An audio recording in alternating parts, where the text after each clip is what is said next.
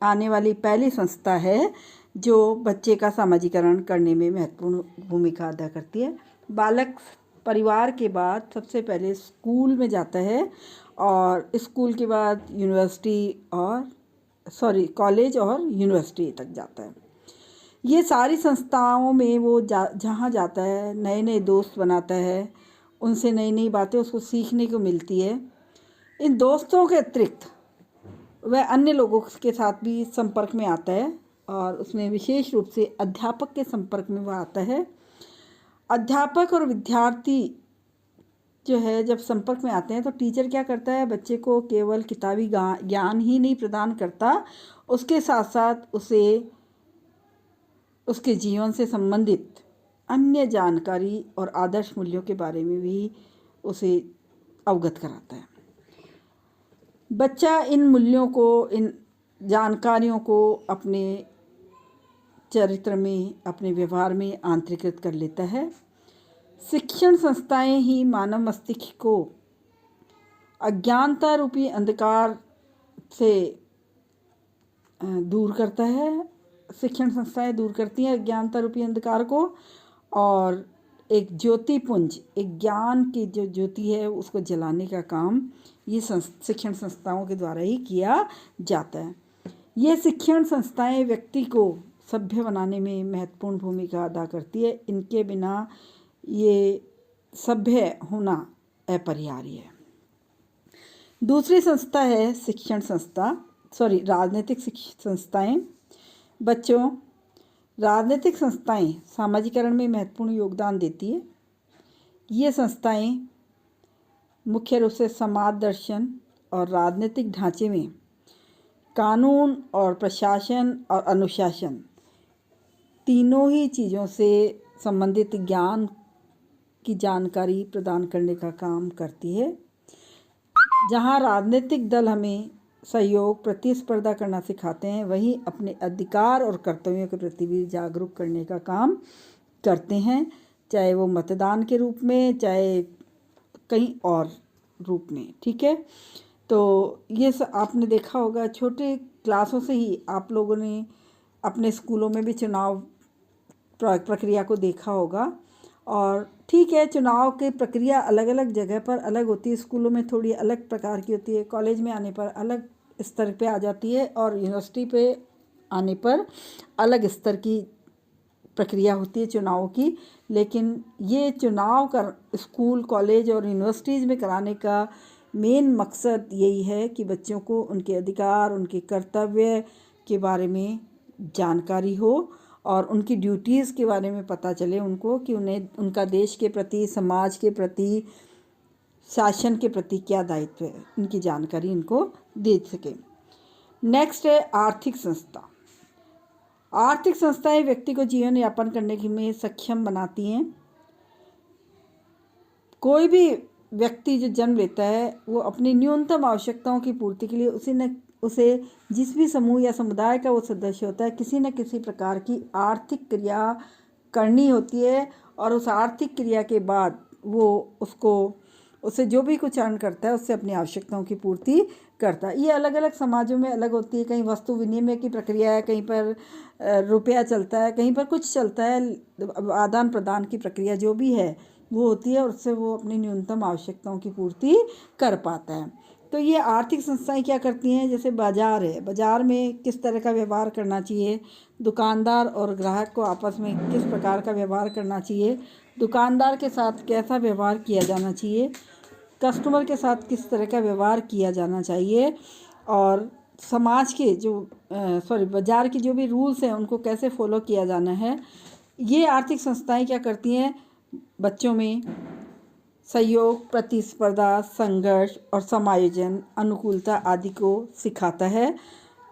Bank के कार्यों को भी यहाँ से ही बच्चा सीख पाता है और उनको पूरा करने में सफल हो पाता है। नेक्स्ट है धार्मिक संस्थाएं। बच्चों, धार्मिक संस्थाएं व्यक्ति को देवी देवता, ईश्वर के बारे में परिचय कराती है और इस संस्था से जुड़कर व्यक्ति ईश्वरीय ज्ञान, श्रद्धा, नैतिकता और अन्य गुणों को सीख पाता है। पाप, पुण्य, स्वर्ग, नरक, पवित्र, अपवित्र, दया, ईमानदारी, न्याय, आदि गुणों का विकास ये धार्मिक संस्थाएं करती हैं। और मंदिर, मस्जिद, गुरुद्वारा, चर्च, ये सारी जो हैं वो क्या करते हैं, हमें किस प्रकार का व्यवहार मंदिर में करना चाहिए, किस तरह का व्यवहार उचित है, किस तरह का व्यवहार अनुचित है, इन सब से अवगत कराने का काम करती है। जैसे मंदिर में आप जाते हो तो जूते चप्पल उतार कर जाना होता है। कई मंदिरों में आपने देखा होगा लेदर से संबंधित सामान को भी अलाउ नहीं किया जाता, कहीं पर चित्र खींचने के लिए मना कर दिया जाता है। तो ये सारी चीज़ें हैं। तो इनसे क्या होता है कि बच्चे को पता चल जाता है कि मुझे वहाँ पर किस तरह का व्यवहार करना चाहिए। फिर इसके बाद धर्म ग्रंथ, उपदेश, साधु संतों से संपर्क में लाने का काम भी ये धार्मिक संस्थाएं ही करती हैं। नेक्स्ट है सांस्कृतिक संस्थाएं। बच्चों, सांस्कृतिक संस्थाएं भी आधुनिक समाज में व्यक्ति के विकास के लिए एक महत्वपूर्ण मानी गई है। इन संस्थाओं में नाटक परिषद, संगीत अकादमी, कवि सम्मेलन, रेडियो, गोष्ठी आदि प्रमुख मानी जाती हैं। ये सारी संस्थाएं हमारी संस्कृति के विभिन्न पक्षों के बारे में जानकारी प्रदान करने का काम करती है।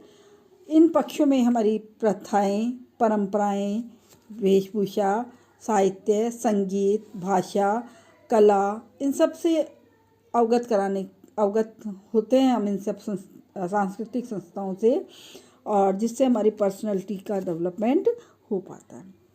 नेक्स्ट है व्यवसाय समूह। बच्चों, जहाँ व्यक्ति काम करता है वहाँ भी उससे बहुत सारी चीज़ों को सीखने का अवसर मिलता है, वहाँ भी उसका समाजीकरण होता है। जैसे दफ्तर, फैक्ट्री आदि व्यवसाय में कई तरह के अधिकारी, कई तरह के सहयोगी जो है उनसे मिलते हैं जाकर, और उनसे बातचीत करने के दौरान, अंतःक्रिया के दौरान उचित व अनुचित का भेद और अंतर करना हम इस व्यावसायिक संगठनों में सीख पाते हैं। ये व्यावसायिक संगठन जो है उसमें सत्ता की संरचना की जानकारी होती है कि किस तरह से वह नए नए कार्यों को सीख पाता है। ये सब सामाजिकरण आर्थिक व्यावसायिक समूह में होते हैं। और अंतिम जो बात है वो है अजनबी से व्यवहार।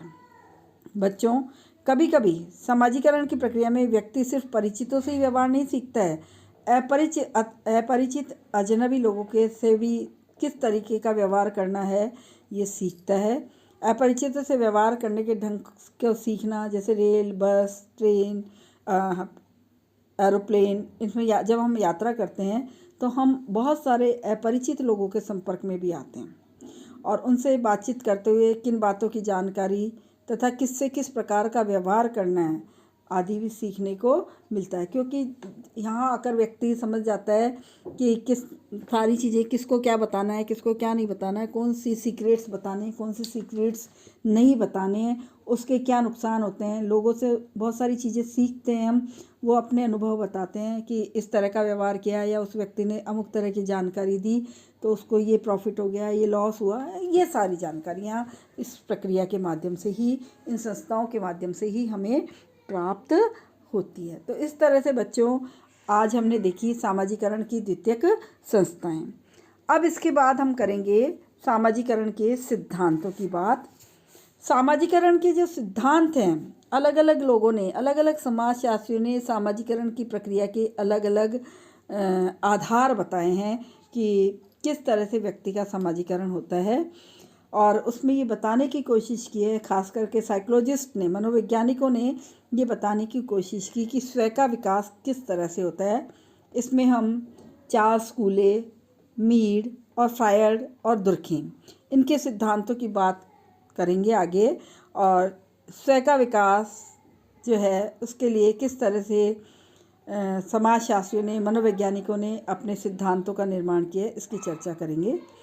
स्वयं का अर्थ क्या होता है बच्चों? स्वयं का अर्थ होता है बच्चे के मन में अपने अस्तित्व का बोध कराने से है। अर्थात जब बालक अपने आप को पहचानने लग जाए तब उसमें स्वयं का विकास हो जाता है।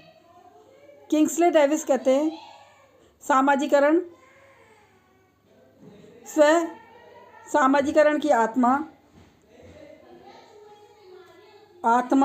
है। जब शिशु का स्व विकसित होता है तभी उसका व्यक्तित्व विकसित होता है।